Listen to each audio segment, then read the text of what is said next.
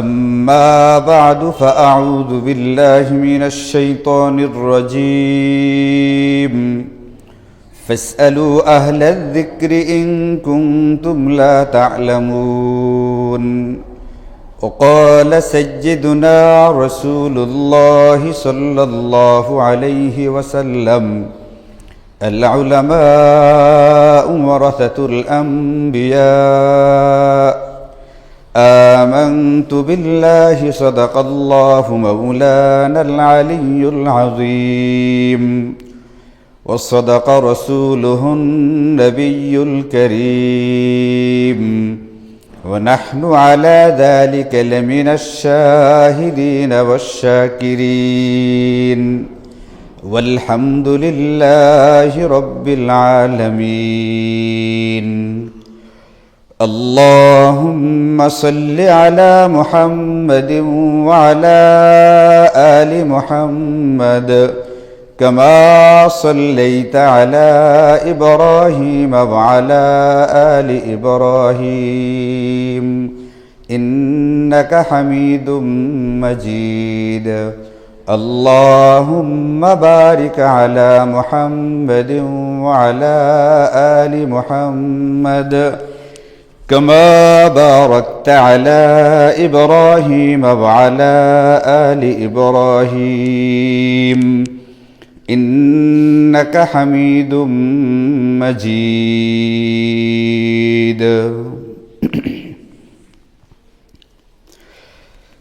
الحمد لله আল্লাহ পাকের মেহেরবানি আর দয়াতে আমাদের এটা জানা আছে যে আল্লাহ তাআলা আমাদেরকে যে দিন আর যে শরীয়ত দিয়েছেন ইসলাম, এটা একমাত্র গ্রহণযোগ্য এবং মনোনীত ব্যবস্থা। ইন্নাদ-দীনা ইনদাল্লাহিল ইসলাম। আল্লাহ বলেছেন আল্লাহ পাকের কাছে গ্রহণযোগ্য, আল্লাহ পাকের কাছে নির্বাচিত, মনোনীত একমাত্র ধর্ম হচ্ছে ইসলাম। এই ইসলাম ধর্মের যারা অনুসরণ করবে দুনিয়াতে, যারা দুনিয়াতে এই ইসলাম একমাত্র গ্রহণযোগ্য ধর্মের যারা অনুসরণ করবে, এরা দুনিয়াতেও সফলকাম হবে, পরকালেও তারা সফলকাম হবে। পক্ষান্তরে যারা এই ধর্মের ঠিকঠাক অনুসরণ করবে না, ঠিকঠাক অনুসরণ না করার দুটা পদ্ধতি হতে পারে। একটা হচ্ছে যে সরাসরি ইসলামকে গ্রহণই করলো না, আর একটা হচ্ছে ইসলাম গ্রহণ করলো কিন্তু ইসলাম মানল না, অথবা ইসলাম গ্রহণ করলো, ইসলামটাকে মানার দাবি করলেও প্রকৃত অর্থে ইসলামকে মানে না, ইসলামের অপব্যাখ্যার মাধ্যমে ইসলামকে মানার চেষ্টা করে দাবি করে। যেমন কাদিয়ানি সম্প্রদায়, গোটা দুনিয়ার উলামায়ে কেরামের মতে এরা বেঈমান, এরা কাফের, কিন্তু এরা নিজেদেরকে দাবি করে মুসলমান হিসাবে। এদের নাম হচ্ছে আহমাদিয়া মুসলিম। আসলে কি এরা মুসলমান? মুসলমান না। কুরআন সুন্নাহর অপব্যাখ্যার মাধ্যমে এরা নিজেদেরকে ইসলাম মানার দাবি করে থাকে। এখন যারা ইসলামকে সরাসরি অস্বীকার করবে, গ্রহণ করল না, অথবা ইসলাম গ্রহণ করার পরেও ইসলামকে মানল না, এই গোষ্ঠীগুলো দুনিয়াতেও ব্যর্থ হবে, নাকাম হবে, আর পরকালে তো নাকাম হবে, এটা নিয়ে কোনো সন্দেহ নেই। এই জন্য আমি আপনি মুসলমান হিসাবে আল্লাহ পাকের বিরাট বড় মেহেরবানি আর দয়া যে আল্লাহ তাআলা আমাদেরকে ইসলাম ধর্ম গ্রহণ করার তৌফিক দিয়েছেন, আমাদেরকে মুসলমান হওয়ার তৌফিক দিয়েছেন। আমরা মুসলমান, এই জন্য আমরা গর্বিত। আমরা আল্লাহ পাকের শুকরিয়া আদায় করি যে আল্লাহ পাক আমাকে ইসলাম ধর্মের অনুসারী হওয়ার তৌফিক দিয়েছেন। এখন আমার কর্তব্য হচ্ছে, করণীয় হচ্ছে, আমার জিন্দগির সকল ক্ষেত্রে ইসলামকে ঠিকঠাক মতো অনুসরণ করা, কোনোভাবেই যেন কোরআন সুন্নাহর সাথে বিরোধ হয়, সংঘর্ষ হয়, এমন কোনো কিছুর অনুসরণ না করা। এখন যারা ইসলাম অনুসরণ করবে তারা সফলকাম, আর যারা করবে না তারা ব্যর্থ হবে, তারা নাকাম হবে। এখন যে ইসলামকে অনুসরণ করার মধ্য দিয়ে একজন ব্যক্তি সফল হয়, দুনিয়াতেও পরকালেও অনন্ত অসীমকালের জন্য সফল হবে। ব্যক্তিরা যদি জান্নাতি হয়, অনন্ত অসীমকালের জন্য সুখের জিন্দগি সঞ্চয় করবে, হাসিল করবে। এই দিন, এই শরীয়ত কিয়ামত পর্যন্ত আল্লাহ তাআলা অক্ষুণ্ণ রাখবেন, এটাকে নিখুঁত রাখবেন, এটাকে ঠিকঠাক অবস্থায় রাখবেন।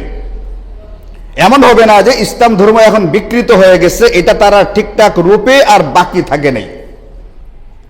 ইসলাম ধর্ম কিয়ামত পর্যন্ত তার যে সত্যিকারের যে রূপটা, হাকিকি যে অর্থটা, মূল যে তার সুরতটা, এটা কিয়ামত পর্যন্ত অক্ষুণ্ণ থাকবে, এটা নিখুঁত থাকবে, বহাল থাকবে, মাহফুজ থাকবে, সংরক্ষিত থাকবে।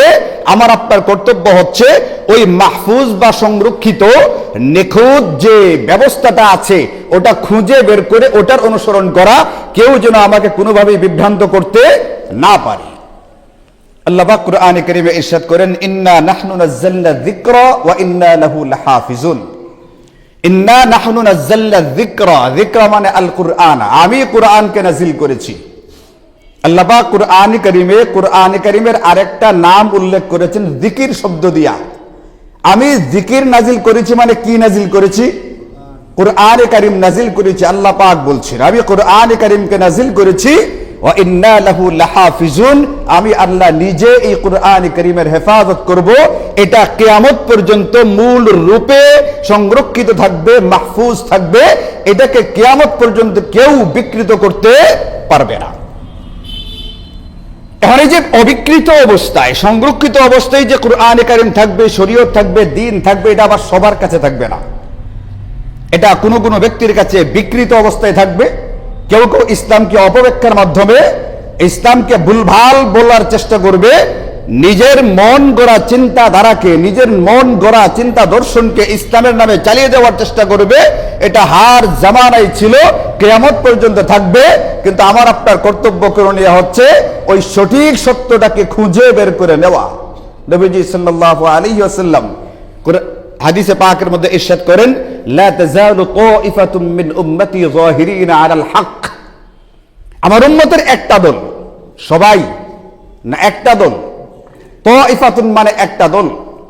নবীজি বলেন, লা তাযালু তাইফাতুম মিন উম্মতি, আমার উম্মতের একটা দল, যাহিরিনা আলাল হক, কিয়ামত পর্যন্ত হকের উপরে অটল থাকবে। বলেন, গোটা পৃথিবীর সমস্ত মানুষ হকের উপরে থাকবে না একটা দল? একটা দল। গোটা পৃথিবীর সমস্ত মানুষ হকের উপরে থাকবে না। আপনারা কি সেই বিখ্যাত হাদিসটা জানেন না? কি হাদিস সেটা? নবীজি বলেছেন আমার উম্মত কয় দলে বিভক্ত হবে?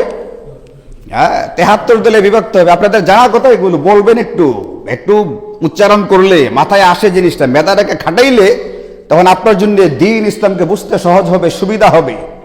আর নতুবা আপনাকে ঈগল আর চিল যেরকম মুরগির বাচ্চাকে ছু মেরে নিয়ে যায়, আপনাকে ছু মেরে নিয়ে যাবে, বেকল বুন্দার মতো আপনিও ছু মেরে চলে যাবেন। আপনি নিজেকে নিজে হেফাজত করতে পারবেন না। আমাদের নিজেকে নিজে হেফাজত করার মতো সক্রিয় হন, সজাগ হন, সচেতন হন। দ্বীন আর ইসলামের নামে মানুষ বর্তমানে খুন খারাপি করতেছে, সন্ত্রাস করতেছে। দেখেন নাই 3-4 দিন আগে? আর টঙ্গীর ময়দানে দেখেন নাই 4 জনকে হত্যা করা হয়েছে? পেপার পত্রিকা পড়েন নাই আপনারা? ইন্টারনেট এগুলো দেখেন নাই? যারা হত্যা করছে এরা কি দাগি ডাকাত হিসেবে পরিচিত? এরা কি দেশের কোনো বড় রকমের অপরাধী হিসেবে চিহ্নিত? এরা নিজেদের নাম দিচ্ছে এতাআতি। এতাআত শব্দের অর্থ হচ্ছে অনুসরণ করা। কিসের অনুসরণ? কোরআন বলছিল আল্লাহ আল্লাহ রাসূলের অনুসরণ করা। এরা একজন ব্যক্তির পূজা করতে গিয়া, একজন ব্যক্তির অনুসরণ করতে গিয়া হাজারো চিল্লা 3 চিল্লা আলেম ছাত্রদের উপরে হামলা করছে। শুধু হামলা করে নাই, 4 জন মানুষকে হত্যা করে ফেলছে, শতাধিক ব্যক্তিকে মারাত্মকভাবে আহত করেছে। এগুলো দেখেন নাই আপনারা? এটা চিহ্নিত ডাকাত করছে, এগুলো চিহ্নিত কোনো খুনিরা করছে? এটা এরা করছে দ্বীনের নামে, ধর্মের নামে। দ্বীন ধর্মের নামে আপনাকে এক সময় খালি গুমরাহ করা হইতো। এই পৃথিবীতে গুমরাহ ফিরকা 72টা ইতিমধ্যে প্রকাশ পেয়েছে। বিভিন্ন সময়ে নাম পরিবর্তন হয়েছে, কিন্তু ফেরকা কিন্তু হয়ে গেছে 73টা। এক সময় একটা সম্প্রদায় ছিল, এদেরকে বলে খাওয়ারিজ, খারেজি সম্প্রদায়। এদের দ্বারা নবীজির বহু সাহাবী নিহত হয়েছেন, শহীদ হয়েছেন। নবীর সাহাবীকে হত্যা করে ফেলছে এরা দ্বীনের নামে, ধর্মের নামে। একটা গুন্ডা ছিল মুতাজিলা সম্প্রদায়, এদের হাতে বহু মুসলমান শহীদ হয়ে গেছে। কাররামিয়া, জাহামিয়া নামে বিভিন্ন সময় বিভিন্ন ফেরকা বের হয়েছে। এখন নামটা পরিবর্তন হয়েছে। এখন আর হুবাহু খারিজি নামে সম্প্রদায় পৃথিবীতে আছে কিনা আমার জানা নাই। থাকলেও একবার নগণ্য কোনো একটা এলাকায় থাকতে পারে ছোটখাটো হিসাবে। কিন্তু এদের যে স্বভাব বা চরিত্র, এই স্বভাব চরিত্রের অধিকারী, ওই বৈশিষ্ট্যের বৈশিষ্ট্য মণ্ডিত দল বা ফেরকা কিন্তু দুনিয়াতে আছে। যেমন এই এতাআতি ফেরকা মার্ডার করে ফেলছে, এই মার্ডার করার ক্ষেত্রে, খুন করার ক্ষেত্রে কাদের সাথে মিল আছে এদের? খারিজি সম্প্রদায়ের সাথে। কাদের সাথে?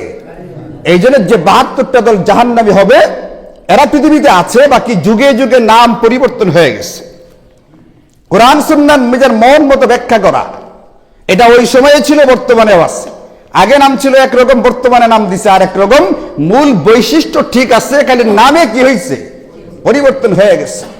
কারণ আপনি যে সজাগ সচেতন না হলে ওই 72 ফেরকার গুমরা যারা, নবীজির বাসায় যারা গুমরা, ওই গুমরাগুলো আপনার ঈমান আমলকে শুধুমাত্র নিবে এমনটা না, ঈমান আমল তো ধ্বংস করবেই, আপনার পিছনে লেগে থাকবে। এখন তো আপনার জান মালও হুমকির মুখে পড়বে। এরা দ্বীনের নামে জোর করবে, ধর্মের নামে ওরা মানুষকে হত্যা করে ফেলে। এটা কোন ধর্ম, কোন দিন আপনি বলেন?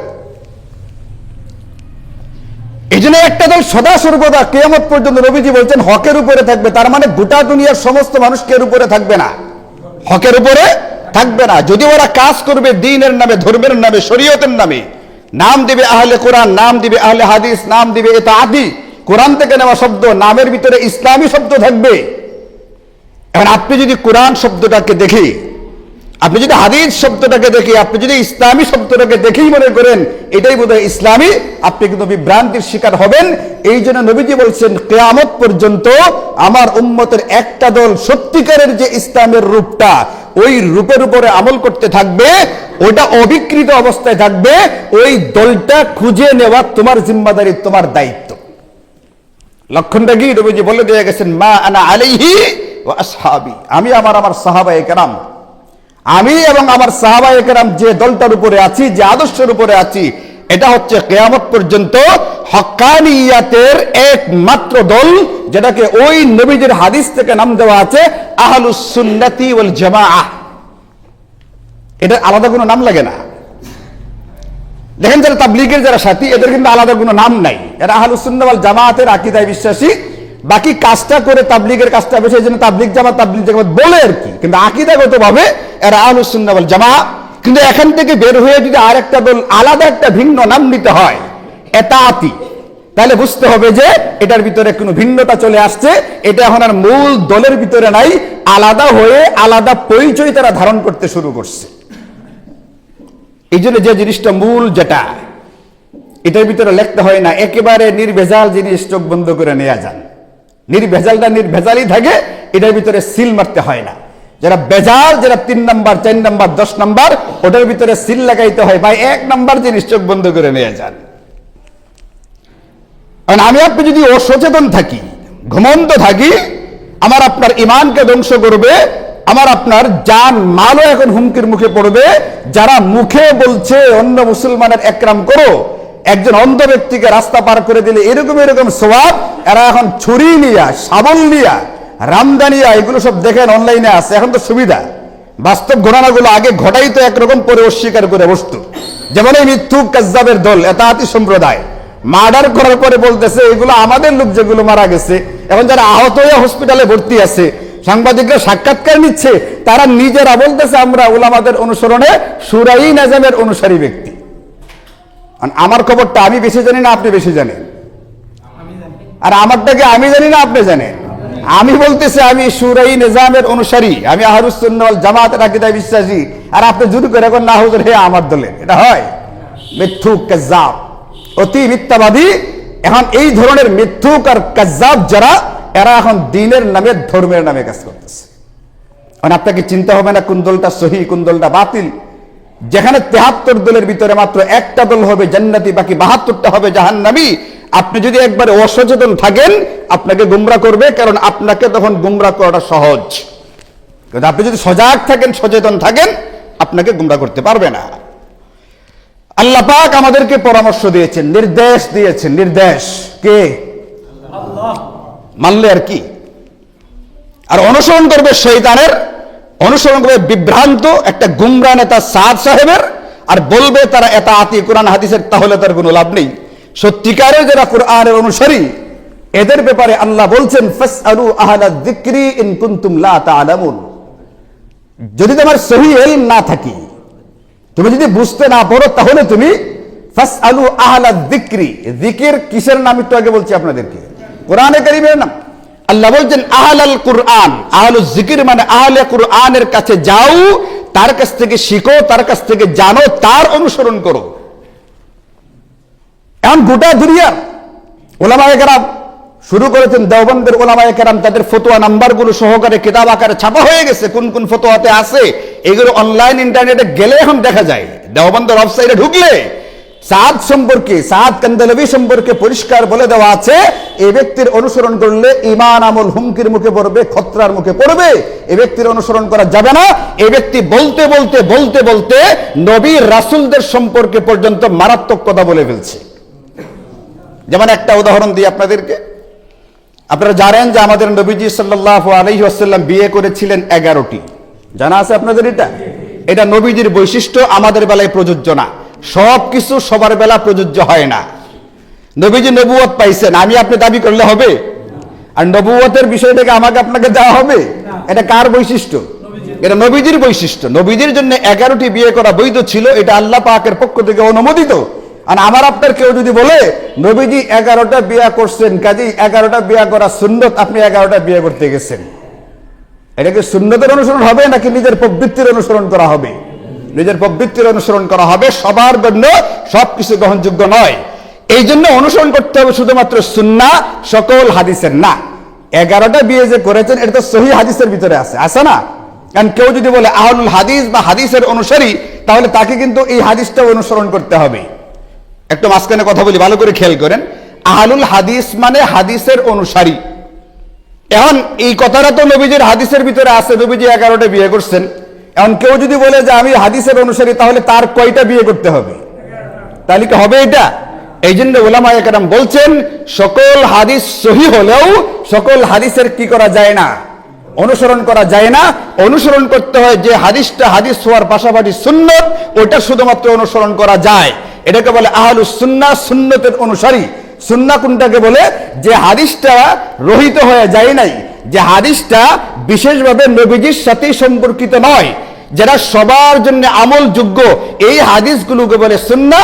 আমরা সবার জন্য আমলযোগ্য যে হাদিসগুলো, শুধুমাত্র ওইগুলোর অনুসরণ করি, আর অন্যান্য হাদিসগুলোকে হাদিস হিসেবে বিশ্বাস করি, কিন্তু এই সবগুলোর উপরে কি করা যাবে না, আমল করা। যেমন 11টা বিয়ে করার হাদিসের উপরে আমল করা যাবে? আমল করা যাবে না।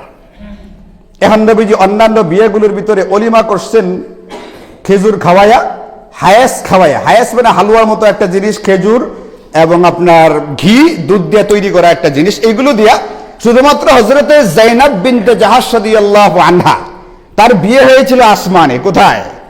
যায়েনব বিনতে জাহাজের সঙ্গে বিয়ে পড়াইছেন আল্লাহ। কোথায়? আসমানে। এই ঘটনা আল্লাহ পাক কুরআনে কারীমে নাজিল করে জানাইছেন আমাদেরকে। এই বিয়েটার অলিমা করেছিলেন নবীজি খাসি আর রুটি দিয়া, গোশত আর রুটি দিয়া। কি দিয়া করেছিলেন? আর সাদ কান্দলবি বলে নবীজি সুন্নতের পরিপন্থী কাজ করবার কারণে এই অলিমা করতে গিয়ে তিনি পেরেশানির শিকার হয়েছিলেন। নাউযুবিল্লাহি মিন যালিক। ঘুমায়েছেন? একটু সজাগ থাকেন, কথাটা ভালো করে খেয়াল করেন। সজাগ থাকলে তো আমার নীরব থাকার কথা না। সাদ কান্দলবি বলতেছে নবীজি সুন্নতের পরিপন্থী কাজ করার কারণে তার জিন্দেগিতে পেরেশানি আসছিল। নবীজি সুন্নতের পরিপন্থী কাজ বলে কোনো কাজ আছে? সুন্নত বলে কোনটা কি? নবীজি যা করেন সেইটাই তো সুন্নাহ। নবীজি যা পড়েন সেইটাই সুন্নাহ। নবীজি যা বলেন সেইটাই সুন্নাহ। নবীজির আবার সুন্নতের পরিপন্থী কেমনে হবে? নবীজি যদি গরু জবাই করে অলিমা করতেন, ওইটাই কি হয়ে যেত? সুন্নাহ হয়ে যেত। উট জবাই করে করলে ওইটাই সুন্নত হয়ে যেত।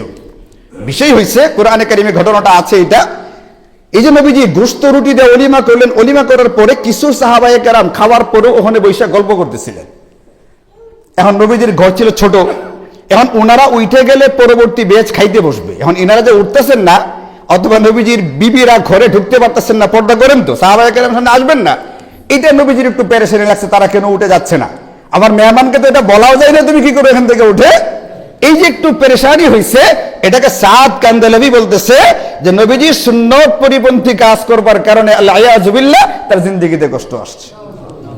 এই ধরনের অপব্যাখ্যা যারা করে যুগে যুগে ইসলামের নামে, ধর্মের নামে, সে কিন্তু কথাটা বলছে সুন্নতের গুরুত্ব বুঝাইতে গিয়ে। এটা বুঝবেন জিনিসটা, সাদ কান্দলভি এই কথাটা বলতেছে কিসের গুরুত্ব বুঝাইতে গিয়া? সুন্নতের গুরুত্ব বুঝাইতে গিয়ে যে আমাদের সুন্নতের উপরে থাকতে হবে, সাদা সিধে অলিমা করতে হবে, এটা সে বলতেছে। তা বলতেছে তো কতটা দিন ধর্মের নামে, সুন্নতের নামে। আসলে কি এটা সহি না গলত? গলত শুধুমাত্র না, কোন ব্যক্তি যদি এটা বিশ্বাস করে এই ব্যক্তির ঈমান থাকবে না নবীজি সুন্নত পরিপন্থী কাজ করেছেন। এটা কোনোদিন হতে পারে? এটা কোনোদিনই হতে পারে না। এমন ভয়ঙ্কর ভয়ঙ্কর কথা বলবার পরেও যদি কোনো ব্যক্তি এদের অনুসরণ করে, এই ব্যক্তির অনুসরণ করে, তাহলে এই ব্যক্তি আবার দিনদার কিভাবে হয়? তাহলে এও যদি দিনদার হয়, তাহলে বাকি 72 ফেরকা কি আসমান থেকে আসবে?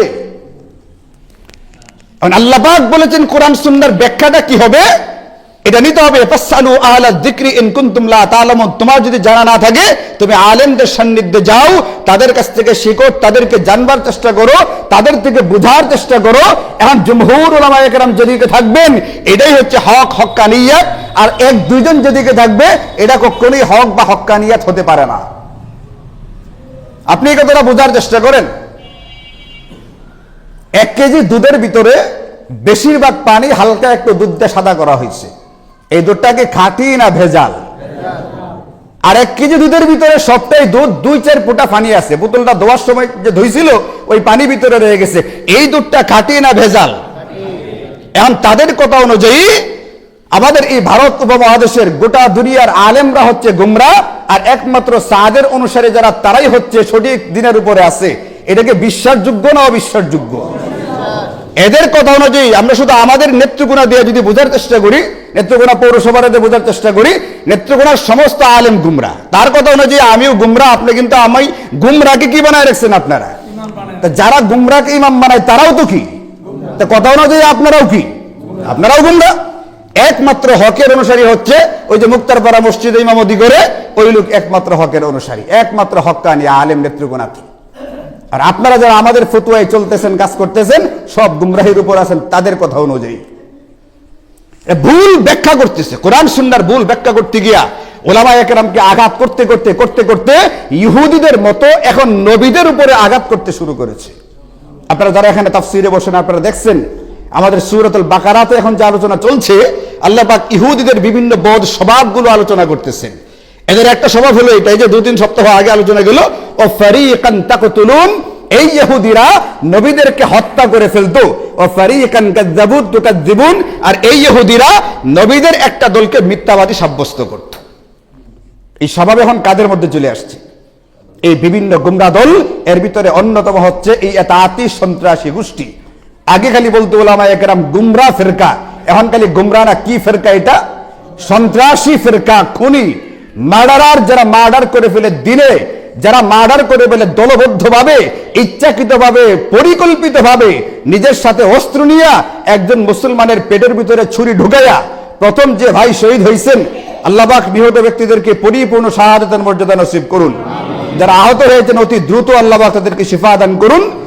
MBS নামে একটা মিডিয়া আছে, ওখানে দেখলাম দেখাইছে ছুরিটা ঢুকাইবার পরে আবার নাড়াচাড়া দিয়ে ব্যক্তিটাকে কষ্ট দেওয়ার চেষ্টা করছে। এ মুসলমান হতে পারে? নবীজি সাল্লাল্লাহু আলাইহি ওয়াসাল্লামের হাদিস বুখারী শরীফের ভিতরে, আল মুসলিম মান সালিমাল মুসলিমুনা বিল লিসানিহি ওয়া ইয়াদিহি। আরে দ্বীনের নামে, ধর্মের নামে তো বহু দূরে। সাধারণ কোন মুসলমান যদি হয়ে থাকে, আচ্ছা বলেন গোটা দুনিয়ার সাদ সাহেবের যারা অনুসরণ করে না তারা কি কাফের না মুসলমান? সাদ সাহেবের যারা অনুসরণ করে না তারা কি কাফের না মুসলমান? যদি মুসলমান হয়ে থাকে, মুসলমানকে যেখানে সাধারণ আঘাত করা বৈধ নয়, এখানে ছুরি ঢুকাইয়া আবার ছুরিটাকে নাড়াচাড়া দিয়ে কষ্ট দিয়ে যারা হত্যা করে, এই হত্যাকারী খুনিরা আবার দ্বীনের জামাত কিভাবে হয়? আবার সে গর্বের সঙ্গে নাকি এলাকা থেকে যায়, এলাকা থেকে গর্ব করতে করতে যায় মুরব্বীদের নির্দেশ মানার জন্য যাচ্ছি। মুরব্বীদের নির্দেশটা কি? এই এতাতি জামাতের একজন আলেম, তথাকথিত আলেম, সত্যিকারের আলেম এমন হুকুম করতেই পারে না। এর নাম তথাকথিত মুফতি আব্দুল্লাহ মনসুর। খেয়াল রাখবেন, সব অনলাইনে আছে। নাম কি? আব্দুল্লাহ মনসুর কিতাব লিখছে আল ইমারাতু হিয়া সুন্নাহ, আমির হি সুন্নাত হ্যায়। মানে আমির কি মানতে হবে? যদি কোনো ব্যক্তি এই দুনিয়ার বর্তমান আমির সাদ সাহেবকে না মানে, তাহলে সে বাগী এবং ফাত্তান, মানে বিরোধী, সে রাষ্ট্র বিরোধী, সে খোদাদ্রোহী, একে হত্যা করে ফেলাটা ওয়াজিব। এই হিসাবে আপনারা এখানে যারা আছেন তার ফতোয়ায়, আমার ফতোয়ায় নাই কিন্তু, আব্দুল্লাহ মানসুরের ফতোয় আপনাদের সবাইকে হত্যা করে ফেলাটা ওয়াজিব। মানে এখানে কে আছেন সাদ সাহেবকে মানেন এমন কেউ আছেন? আছেন কেউ এখানে সাদ সাহেবকে মানেন? বুকের পাটা দেখলে বলেন যে আমি সাদ সাহেবকে মানি। আর যদি না মানেন মুখেরটা মুখে যেমন বলতেছেন দিলে বিশ্বাস করবেন, মুখে বলবেন মানি না, ভিতরে ভিতরে পোষণ করবেন। এটা কিসের লক্ষণ? মুনাফিকের লক্ষণ। নিজেকে মুনাফিক বানায় রাখবেন না। নবীজির জামানায় মুনাফিকরা মসজিদে নামাজ পড়তো খোদ নবীজির পিছনে, নামাজ পড়তো মসজিদে নববীতে, এরপরেও তারা কি জান্নাতি না জাহান্নামী? আর এখন আপনারা নামাজ পড়েন তো নবীজির পিছনে না আমার পিছনে? হ্যাঁ, নবীজির পিছনে নামাজ পড়ছে, মসজিদে নববীতে নামাজ পড়ছে, এরপরেও তারা মুনাফিক জাহান্নামী। আপনারা কিন্তু এত দামি ইমাম পাইছেন না। মনে রাখবেন কিয়ামতের আগের দিকের একজন ইমাম আমি, আমার ভিতরে দোষে গুণে প্রচুর পরিমাণে মিলায় আছে। এরপরে এই মসজিদ কি মসজিদে নববীর মতোইটা? মসজিদে নববীতে 1 রাকাত নামাজ পড়লে 50,000 রাকাতের সওয়াব হয়, এখানে সেটার 1 ভাগ হবে মাত্র। কাজে আপনি যদি মুনাফিকি থেকে বাঁচতে চান, নিজেকে সাফ করেন, পরিষ্কার করেন, মুখে যেটা বলবেন দিলে সেটাই পোষণ করবেন, এটাই আল্লাহ পাকের হুকুম। এখন যে ব্যক্তি মুফতি নাম ধারণ করে এই কথা বলে সাদ সাহেবের অনুসরণ না করলে এই ব্যক্তি ওয়াজিবুল কতল, তাকে কতল করে ফেলতে হবে। তাহলে এরা যেটা শিখাইতেছে তার অনুসারীরা সেইটাই করতেছে। কিতাবে লিখে শিখাইছে হত্যা করতে, 2018তেও একবার হত্যা করছে, এরপরে এখন আবার 2024 আইসেও কি করছে? হত্যা করছে। এরা যে মুনাফিক, এরা যে গুমরাহ, এরা যে সন্ত্রাসী, খুনি, মার্ডারার, এর প্রমাণ হচ্ছে এদের সঙ্গে আলোচনা চলতেছিল। আজকে থেকে এদের জোর হওয়ার কথা ছিল 20 তারিখের জোরটা কিভাবে শান্তিপূর্ণভাবে করা যায়, এদের সঙ্গে সর্বোচ্চ পর্যায়ে থেকে দেশের লোকদের সঙ্গে আলোচনা হইতেছিল। এবং তাদের সাথে আলোচনা করার পরে তাদের দাবিগুলো বিবেচনা করা যায় কিনা এটা নিয়ে আলোচনা করবার জন্য শুরাই নিজামের যারা মুরব্বী কাকারে তাদের সঙ্গে বসে আলোচনা চলতেছে রাত 2টার সময়। তাদের বিষয়গুলো নিয়েই আলোচনা হইতেছে। এই সময় যারা সর্বোচ্চ গুরুত্বপূর্ণ ব্যক্তি আছে যারা বর্তমানে, তাদের কাছে খবর আসছে টঙ্গী মাঠে হামলা করা হয়েছে এবং একজন একবারে জায়গা দিয়ে মারা গেছে, বাকি 3 জন কিছুক্ষণ পরে মারা গেছে, শত শত লোকের উপরে হামলা হয়েছে। এটা তারা নিজেরা তাদের ফেসবুকে পরিষ্কার লিখে জানাইছেন। সুতরাং এখন আর আমরা এদের সাথে নাই। এই জন্য মেরে ভাইও, আল্লাহ পাকের নির্দেশ হচ্ছে আপনি ওই আলেমদের পক্ষে থাকবেন, সংখ্যা গরিষ্ঠ হক্কানি আলেম যেদিকে থাকে।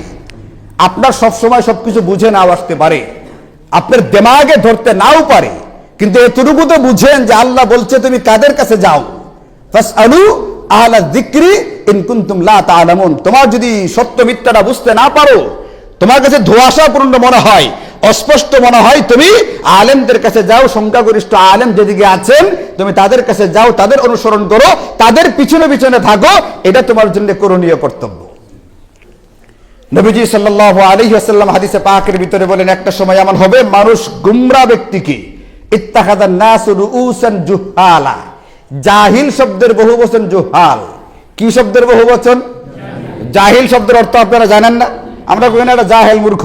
তো জাহিল মানে কি? মূর্খ। নবীজি বলছেন এক সময় লোকেরা মূর্খ ব্যক্তিকে নেতা হিসাবে গ্রহণ করবে এবং তার কথা মানতে গিয়া নিজেরা দল্লু মানে গুমরা হবে, ওয়া আদাল্লু অন্যদেরকে গুমরা করবে। কাজেই এতাতিরা খালি নিজেরা গুমরা এটা না, আমাকে আপনাকে গুমরা করার চেষ্টা করবে।